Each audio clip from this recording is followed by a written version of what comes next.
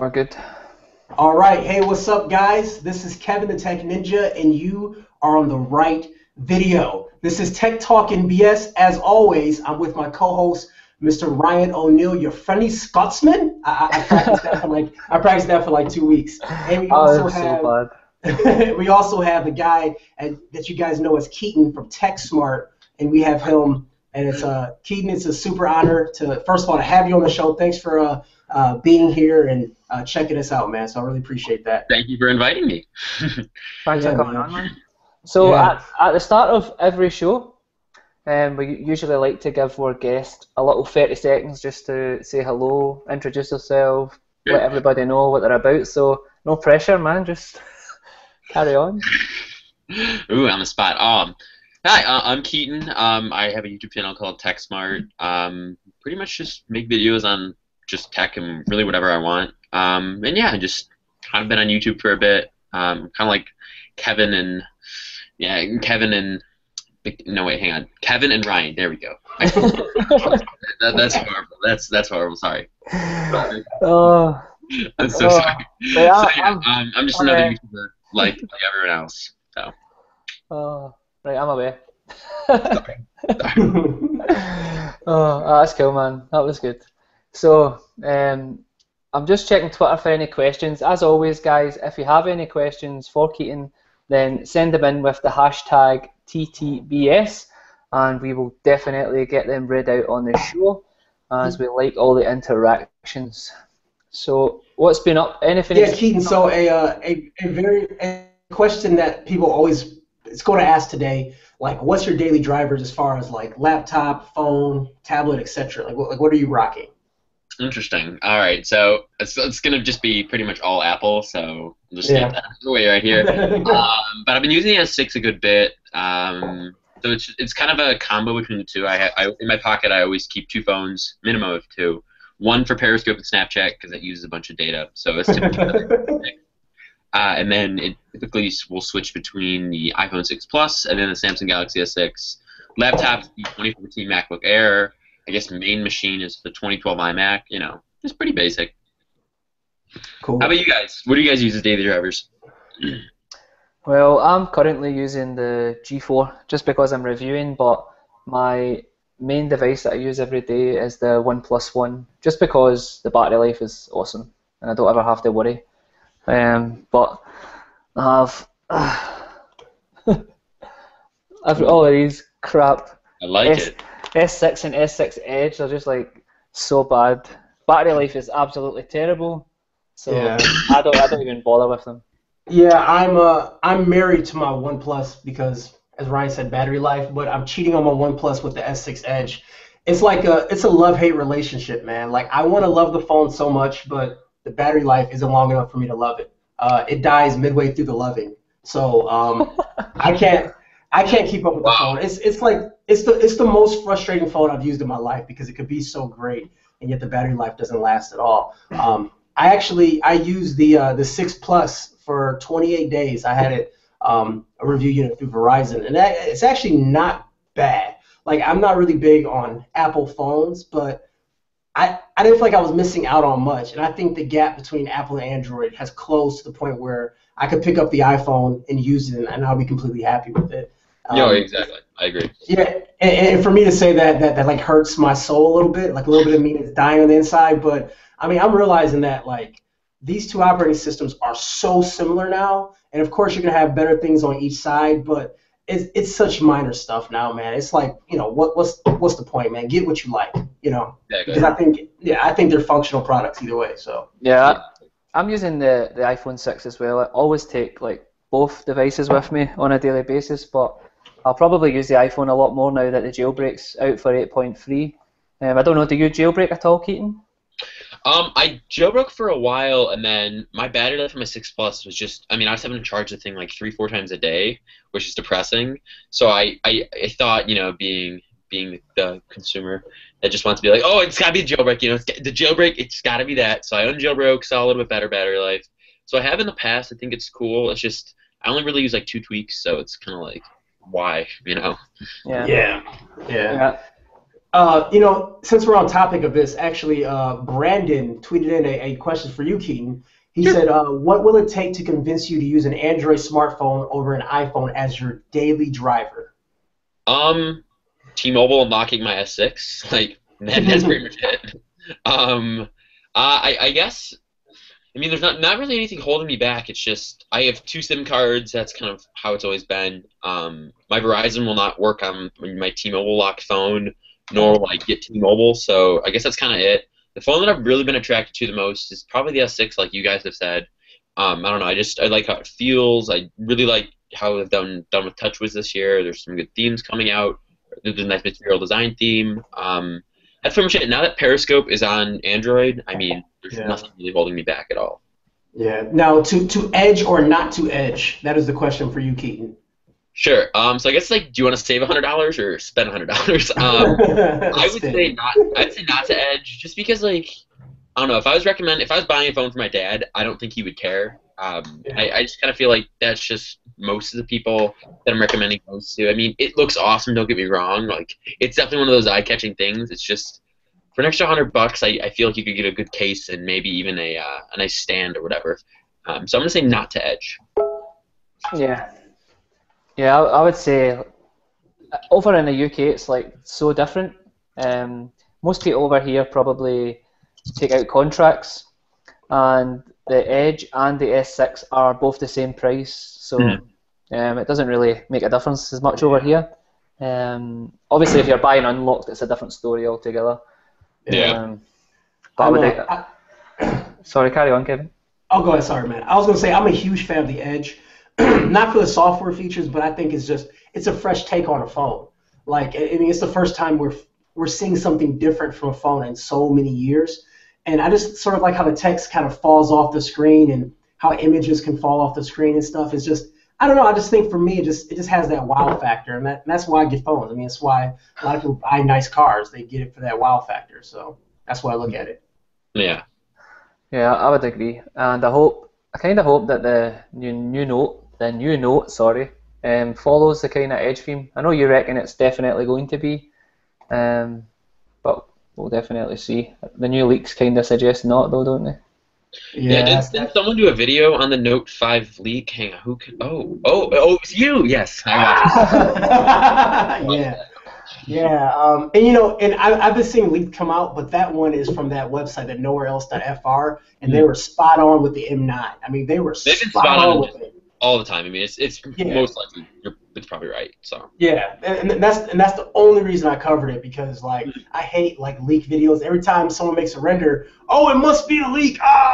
Make a video. No. But I think this one is the most credible, because I think Samsung is really going to stick to what they do with the S6 and convert it to the Note. Now I'm surprised, because I was thinking that they're going to have the Note just kind of be the Edge variant of the S6, just a larger one. I always thought that for some reason, but I think that's what we're going to have. It's not going to be an SD card and a memory card. I mean, it's not going to have the slot for the SD card, not got a removable back anymore like people think. This is what you're going to get with Samsung, period.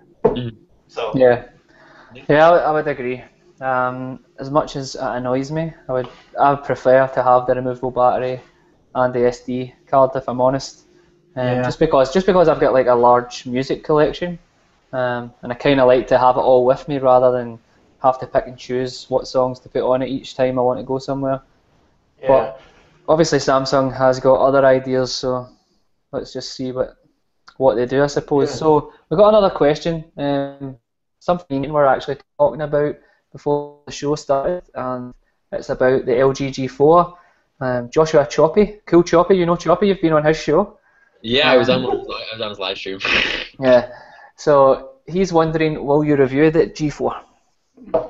I'm not going to do a standalone review. I don't know. I guess I just, the way I feel about reviews these days, I don't know. I feel like it doesn't really matter. I'd rather just share like my 1 month experience on it, just kind of give you guys or give, I guess, my viewers just how it went over the month. I feel like it's a little bit more natural. So I'm not going to do a G4 video. I'm not going to do an M9 video. I'm not even going to do an S6 video. I'm just going to do an Android project video. And that should kind of encapsulate my experiences on all those devices. It kind of just give something fun and different, Yeah. That sounds reasonable. Kevin's starting to get a bit bored with reviewing as well, aren't you, man? Yeah, well, it's not that I'm.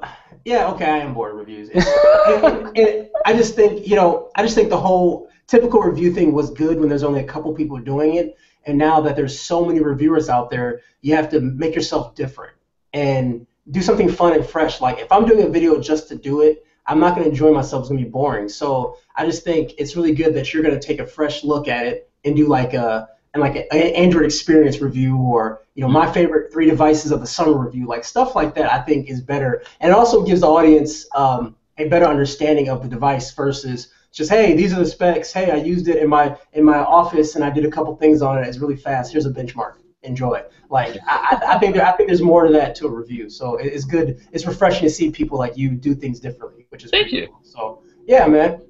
Speaking of that. A question from Brandon. Brandon sent like 20 questions, so I appreciate you, Brandon. And to get your question in, you can hashtag TTBS. He wants to know, like, what advice do you have for upcoming tech YouTubers, and what was that one defining moment? What was the one defining moment of your YouTube career? Sure. All right. So I will start off with the moment, and then I'll get into the tips. But the one defining moment was when the Xbox One and PS4 both came out. It was like maybe a few week difference between the two. So I picked both up. I want to do a really in-depth comparison on them, and after that, it kind of just I don't like the words like viral, but it kind of just made my channel like blow up. It kind of put me on the map, if you will. I mean, I had I think maybe 50,000 subscribers. From that video, it quickly grew me all the way up to it was like 80 or 90,000 subscribers. I remember going to CES 2014 with like 95,000 subscribers, hoping I would get it there because that would be a nice, fun celebration. Yeah, it's just like that moment. I mean, I spent 3 days with one of my best friends. I did not sleep for 3 days, and I just really wanted to make sure that I could get out a really good comparison between the two, and just kind of help bridge that gap between, do you want the Xbox One, which cost $100 more at the time, or what Sony was doing with the PS4. So yeah, that's pretty much it. Now, some tips I would give. Would just be honestly just have fun. Like the more I have done YouTube, I've been on YouTube since 2007, but with my tech channel since 2010. Just have fun. Honestly, like you don't want to be stressing about it. It's not that good. And like if you're watching someone who's stressed, like you're gonna continue. Like, are you gonna want to watch them? Like I personally would say no on that.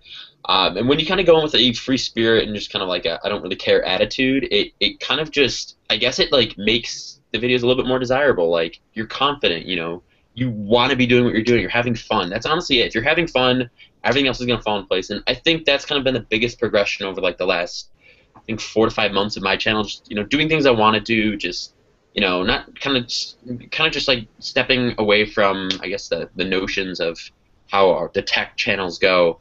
I don't know. It's just made it more enjoyable for me. And if I'm having a good time, hopefully you are having a good time watching my videos. Yeah, that's definitely good advice, man. Like, being different is definitely got to be a priority.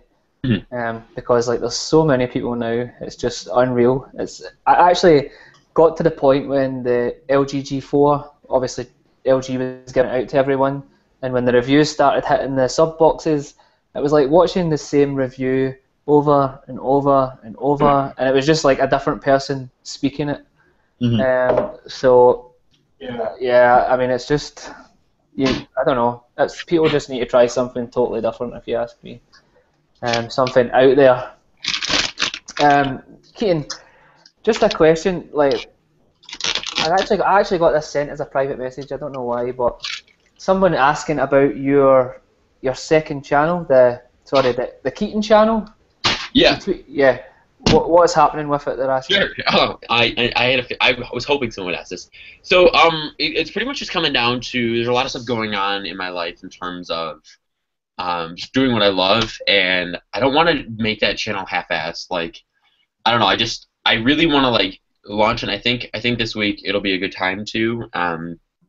But I'm really doing something different on Periscope. I'm really, I spent the last week pretty much just planning things regarding Periscope. Speaking with a lot of people that work in that space, and just trying to, really build that to where I'm happy and like I'm really enjoying it. So I guess it was supposed to launch last week. I'm hoping it'll launch this week. But yeah, I mean, it's not something I've thought about. There's a lot of people subscribe to it. That's something I've always wanted to do. I just kind of find that happy medium between I'll be making 5 videos a week now, streaming at least once a day, trying to respond to all the Snapchats, comments, tweets, etc. I mean, just a lot. And I mean, I'm not complaining, but it's just kind of making sure once I go into it, it turns out to be something I'm happy with. Yeah, man. Yeah, Keaton, you're like a Backstreet Boy, man. Like the people freaking love you. I have the looks. Oh, okay, yeah. Never mind. Let me take that back. Sorry, but I mean, like I don't know. You're like a Backstreet Boys, man. Like I went into one of your Periscopes. And you had a million hearts going on, and people were like, "Oh, you're so cute. What hat are you wearing? What are you wearing?" And like it's just, and that's cool, man. Like that's super exciting, man. So I think that's gonna do really well for you. Now,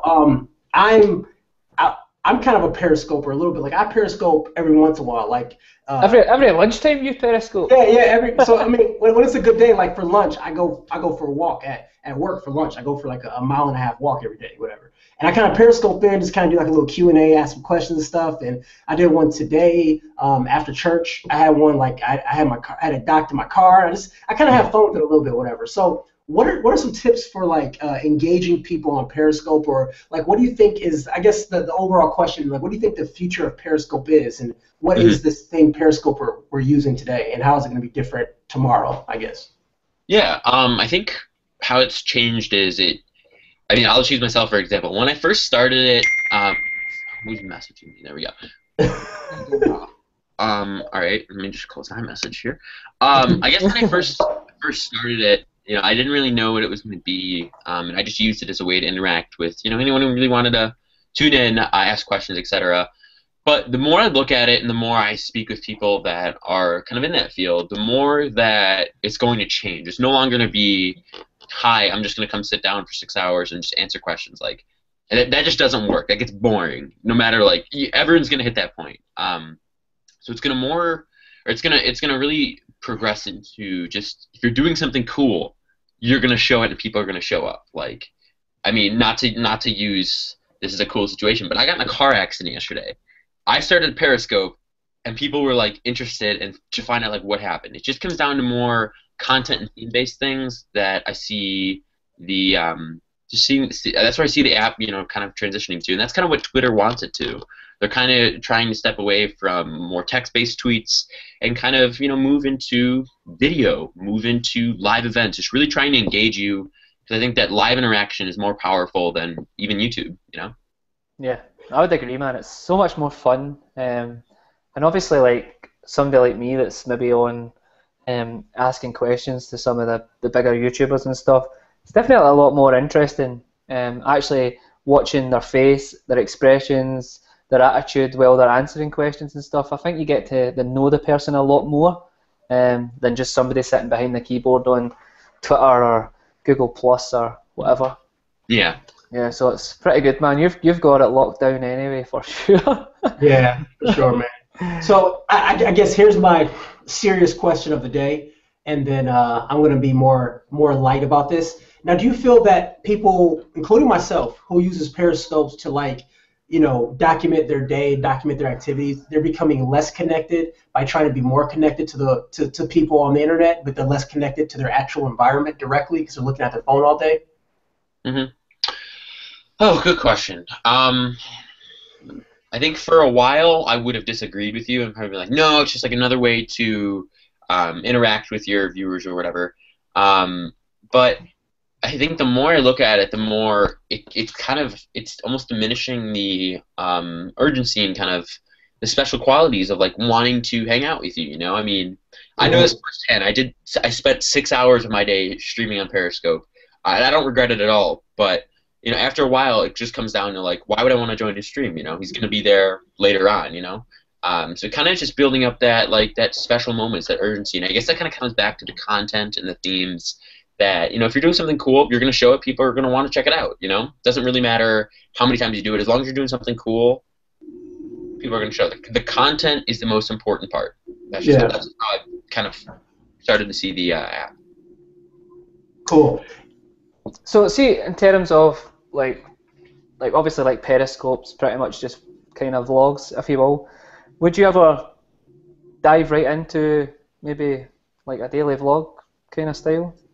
I don't As a know. YouTube wise, I mean.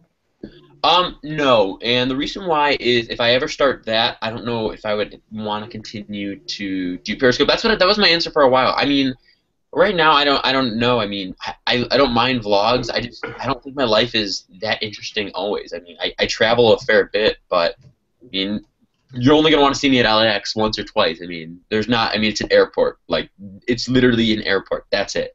So I mean, maybe down the line, if a lot of people ask me to do vlogs, I'll start. But for now, I think I'm good with Periscope, and I kind of want to launch that my new channel, and then just kind of see where that takes me. You know. Nice man.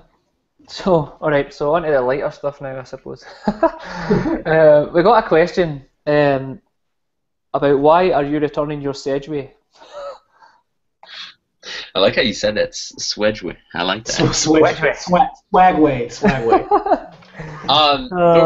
The reason why is one of the lights never really turned on, and now that my Swagway is very beat up and very scratched from not being. I mean, there's a big learning curve. I'll explain that in my review. But now that there's a lot of scratches on there and the light didn't work from the start, I mean, I'm gonna return it, get a new color, and just kind of.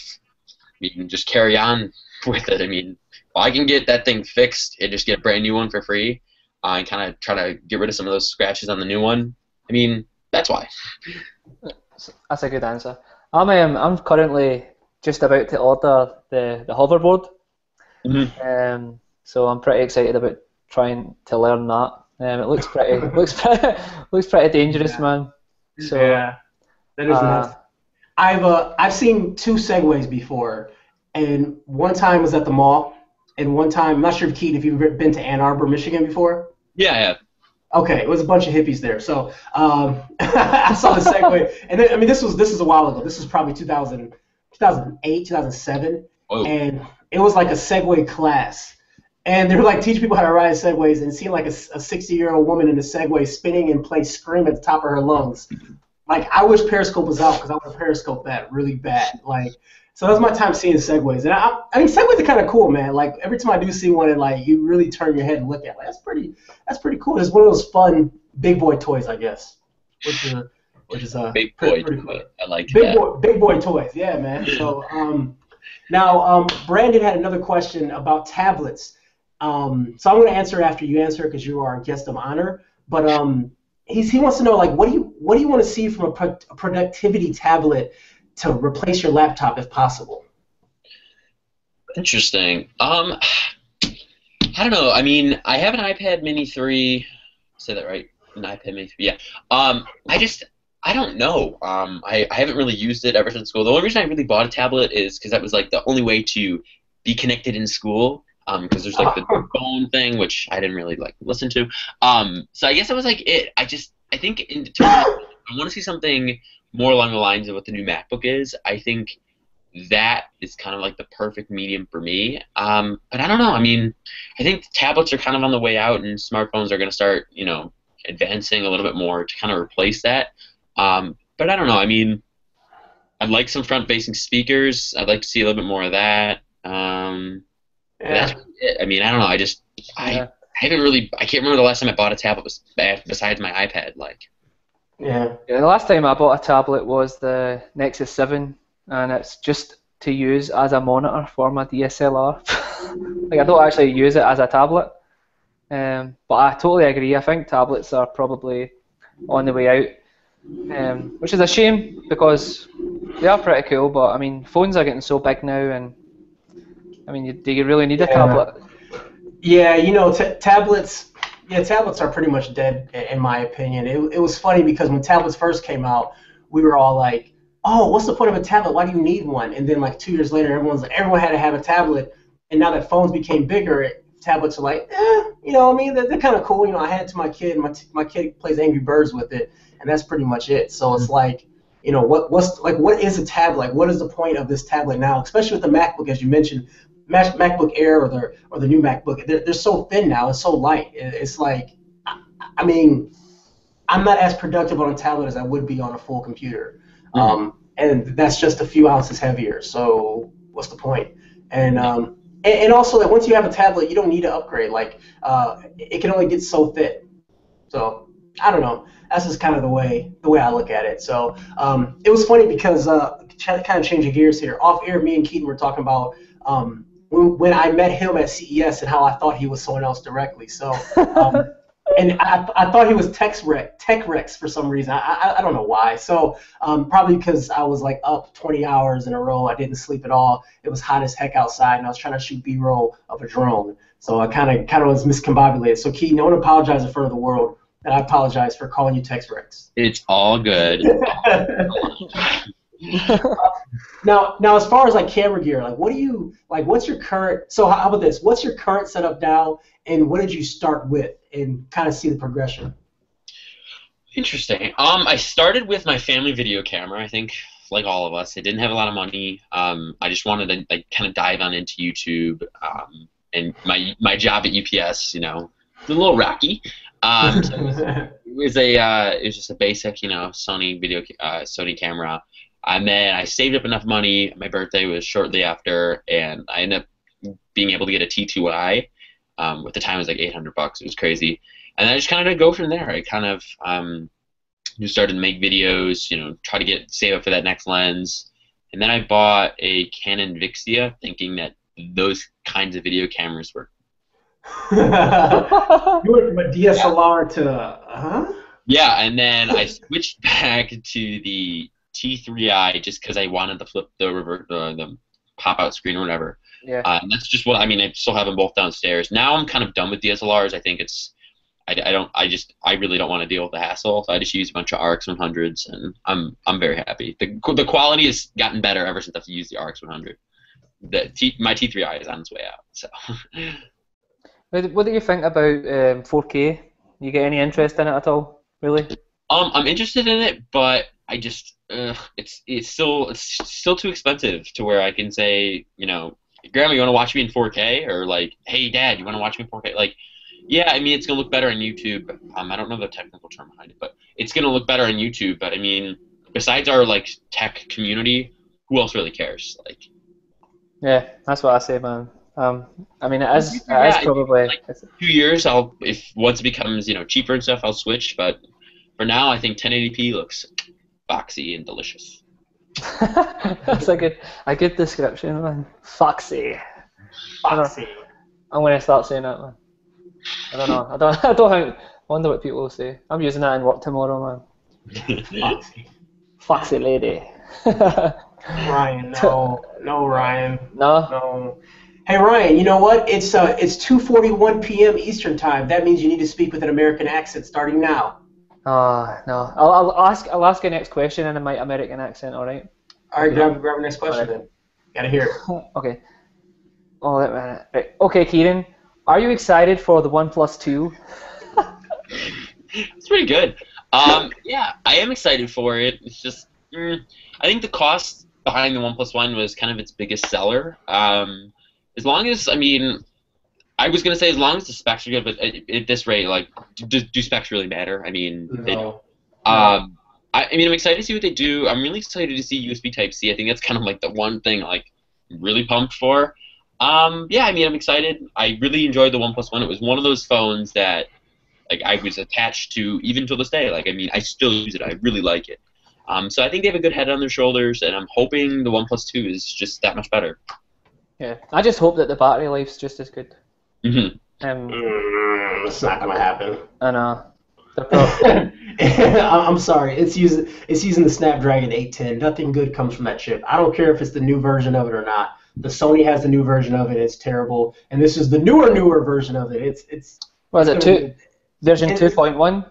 It's gonna be a disaster, man. It's gonna be a disaster. I'm calling it right here. I'm sorry. I lost all faith in Snapdragon because it's been 7 months with this chip, and nothing has came out with this chip that actually ran correctly yet. So I'm a little upset about it.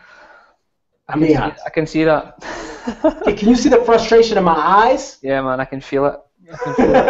Coming through my headphones right now, man. I'm like, this guy is angry, man. Yeah, I'm a little upset. But anyways, hey, speaking of USB-C, that's actually a good lead into our question. From a friend of our show, Mr. Ash Taylor, he actually wants to know what are our thoughts on the USB-C connection. Like, what do we think about it besides just the different form factor? Like, what else do we want to see, and what do we think it will become? I mean, I think besides, you know, it's how universal it is in terms of it can power, you know, it can obviously display to a TV or whatever. I think it's just kind of its universal qualities that make it so great. I mean, this is something I've always wanted. I've always wanted to have something just this kind of nice to have, not have to have, oh, I gotta get a micro USB, oh, gotta get a lightning, you know, whatever. Just having one thing, I mean, I'm hoping in maybe a year or two, my next iMac will be powered up USB Type-C. Reduce that clutter with cables. And just something that, you know, I see someone like an amusement park, their phone's dying. Just pass them the cord and they can get all powered up again. I just really like it for that. Yeah. I'm excited. I mean, this is just like the most simplest part of it. I'm just excited at the fact that it's reversible, and when it's late at night and I need to plug my device in, I don't have to worry. I can just boom. Anyway, I mean, that's the most simplest thing, but it's probably one of the things I'm most excited about, just because it's easy on my iPhone, so it'd be nice to have the same kind of flow on the Android devices.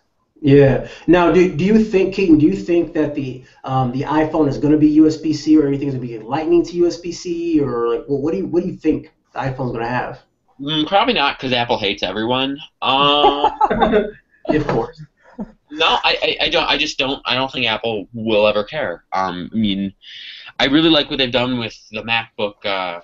Just the MacBook. But maybe in a few years, I think it's still such a fresh idea and a fresh concept that maybe want to see how it looks on the OnePlus 2. And I mean, if that works flawlessly, maybe in the iPhone 7. Not the one we're seeing in the fall. The one after that, maybe we'll see it then. But I don't know. I think we got a little ways away for it. Yeah. Hope the Note 5 has it. If the Note 5 has it, that'd be awesome. You guys remember USB 3.0 on the Note 5? Yeah. No. Note 3. Yeah, there we go. Note 3. Yeah, but it was backwards compatible too, which is a good thing though. So that, I mean, that's the only good thing about it. I mean, I did like having it. I just didn't utilize it at all. Like, it didn't provide for faster charging speeds or anything, so I didn't care that much. Lan just messaged in, man. He's giving you a hard time about going off on the Snapdragon. Hey, man, I keep it real, man. I keep it real out here. So. Okay, guys. So, any more questions? Just send them in. #TTBS. We're just trying to work our way through them all, and we will get to yours eventually. So just keep sending them in. So Keaton, what's the future for TechSmart? Like, where do you see it going now? Yeah, I don't know. I think I see it going just making more videos that I want to make. Kind of just having as much fun as I can, taking in bigger and better projects.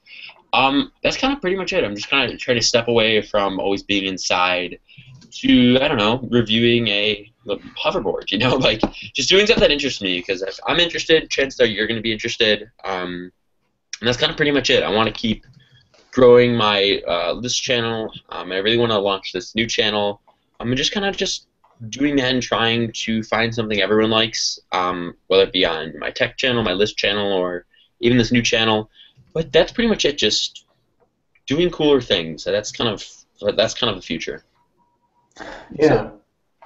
See, some of my favorite videos of yours are the videos where you kind of like when you team up with people. Like some of your most recent ones, where the DIY custom like Apple Watch bands and stuff like that. I mean, stuff like that is, I mean, I don't know. It just gives more of a feel for the person. And it's like the way you interact with other people and stuff. That's the kind of videos I really like, I suppose. Do you notice videos like that maybe do a lot more for your channel? I'm gonna do a lot more collabs with people that are just in different areas. Because I don't know. I mean, I hit a point early 2015 where I was just bored. I mean, like, there's only so many top 5 features videos you can do. There's only so many, you know, unboxings you can do. That's just me. I mean, everyone hits that point, and I was just like, you know, I don't really want to make YouTube videos on this anymore. I want to do something different. I want to have a lot more fun. And kind of gets back to the whole big tip I have is if you're having fun, other people are going to have fun. Like, it's very hard to hide having fun, and it's also very easy to see if you're not having fun. So just doing stuff that you want to do. I think that's what I'm going to keep doing. Yeah, it's funny, Keaton, because like you really are echoing my thoughts exactly. As far as like the whole YouTube industry and kind of what I think is most important. Because I had a moment like 2 months ago or a month ago, whatever, when I was no longer with the Android Authority, I kind of like was evaluating like my thoughts on YouTube and tech as a whole and like what I want to do. And I was like, you know what? Screw it. I'm gonna have fun. And odds are, if I like something, then my viewers are gonna like it too. Like it doesn't have to be about phones. It doesn't have to be about the new Snapdragon 805 processor. It could just be whatever, man. And people, because like we're people too. Like Keaton, like you wake up in the morning, you take a shower, you eat breakfast, whatever. And I do the same thing. So I'm just naturally clean, so there's no shower. Exactly. I wake up glowing. Yeah. So actually, this is a good question. When you're obviously not producing all your videos and all that kind of crap, what channels do you watch on a regular basis? Oh, interesting. So I guess the big surprise here is tech. I don't watch any. I mean, I rarely watch tech videos. It's just like I make videos on it. Chances are, if you've seen a phone, I've probably seen the same phone. I watch a lot of vloggers from the UK. I have this weird obsession with UK vloggers. It's sad. Who's your favorite vlogger from the UK? I really like Casper Lee. He's kind of my favorite YouTuber right now. So yeah. Yeah. Like Joe Sugg, Alfie Days, Zoella, like I mean the entire UK clan I'm all subscribed to.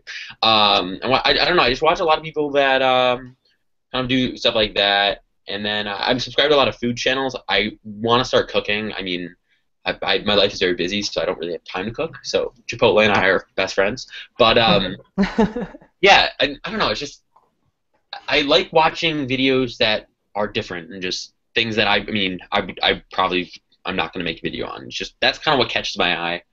So that I watch a lot of I watch some gaming channels. I mean, kind of a good variety. Same. Nice. Do you ever watch Fun for Louis? Yes, I met him. I went to a party with him. Oh man, he's so cool. That guy's awesome. Like him and Casey Neistat are they're like my two daily must-watch videos. Like they just bring. I don't know. It's like I just sometimes think that when you're watching like vlogs and stuff, some of these guys have got it like mastered, and it kind of you just watch them and it makes you feel a little more empowered. I don't know if that makes sense, but it kind of brightens up my day a little bit just watching what these other guys are up to. And I obviously think that they always send a very positive message, which is so cool.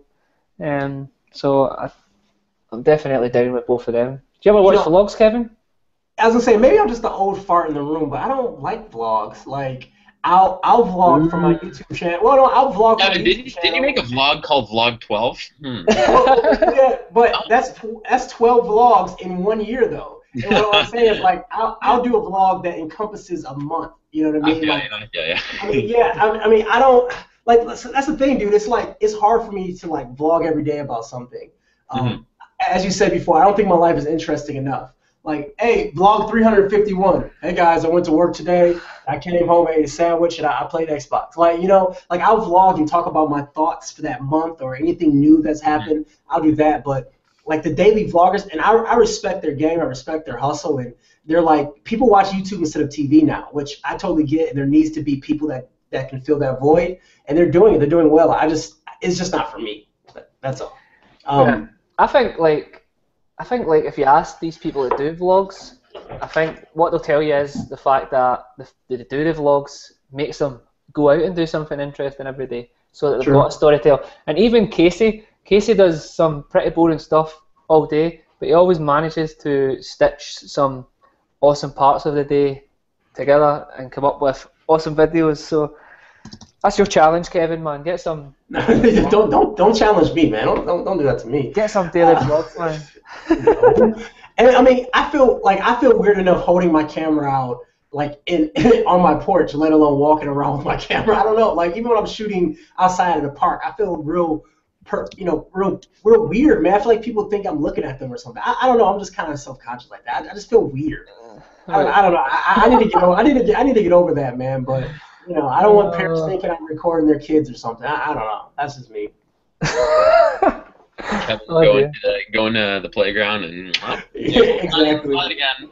Yeah. Exactly. We got a question which is kind of strange. I don't know. Somebody, JCVP11, do you feel gaming YouTube channels are something that you could ever get into in the future? Bit of a strange question, but... No, it's not really strange. I actually started making gaming videos before I started tech. I played PC games for too many years of my life, like 11. Yeah, I mean, I like gaming. I don't know. I just think it was kind of the first big movement in YouTube, and now it's kind of just spread into other categories. So, I mean, yeah, I like gaming. I always have an appreciation for it. Just the thing is, I don't want to get addicted again, or you will not see any videos from me for probably a very long. So that's why I have not touched my Xbox in a good long time. What do you play? Or what did you play on PC? Sorry. I played a game called RuneScape, unfortunately. Yeah. Yeah, I know. Yeah. Nerd. Yeah. I was pretty hardcore in Counter-Strike and all of those first-person shooters in StarCraft. I was real big into those games, which I'm not too fond about because I played the crap out of those games, man. Mm-hmm. But yeah, like the whole gaming world is an interesting world, and it's so large. You see people like PewDiePie can become multimillionaire off gaming and yelling at his webcam. Like that's the American dream. Well, that's the Swedish dream right there, man. Yelling at a webcam, becoming a millionaire about playing games. Oh, I know. That's dude. But he was the first to do it now, and now there's like 10 million people trying to do the same thing, which is always cool. Which is always funny to see. Yeah, there's a few crazy gaming channels like with crazy amounts of subs, for sure. Some of the big ones in the UK, like Ali, I think he's like over 6 million subscribers now. Sex million or 6 million? 6 million, man. Oh, okay, 6 million. It's always sex, man. I love it. 6 million. I love it. I love it, sex, man. That's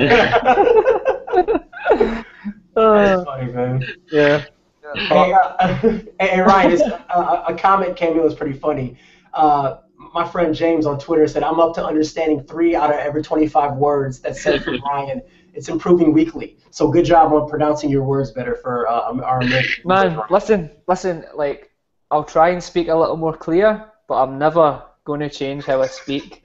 If people don't understand me, then they've just got to deal with it, man. Dude, listen, at the beginning of your M9 video, no one knows what you said at the beginning. Yeah, that's just how I talk. I'm gonna go watch that. Yeah, that's how I talk to my friends. So like, nobody know what you said, man. You're like, right, let me say that. I'm going to set the record straight once and for all. I say this to Kevin non-stop on Hangouts when we talk, nearly every other day. English came from the United Kingdom, and we introduced it to America. So don't tell us how to speak the language we brought to you guys. Damn. Shut up, Frenchie. Got a point. Dude, listen, man. After we whooped your guys' butt in 1763, we tore you guys up back in the day. So don't talk that trash, man. Listen, you're talking that trash. I knew every time you guys start a war, you've got to get the UK to come and help you. You know what I mean? It's because all you guys are doing is eating tea and crumpets all the time. We want to get you guys off your fat butts. That's why, man. You can't say UK's fat, man. America's the fattest place in the whole world. It is. Okay. I'm an angry Scotsman here.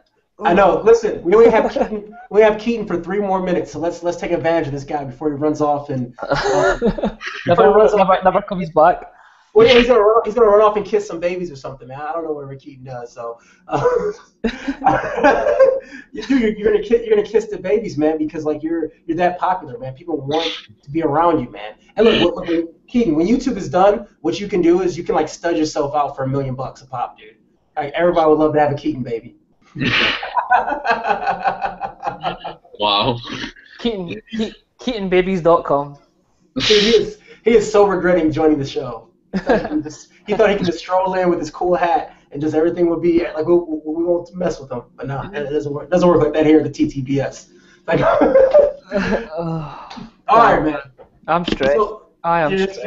You're stressed. All right, Keaton. So we're gonna give you a chance to talk about whatever you want to talk about to close the show, and you have unlimited reign.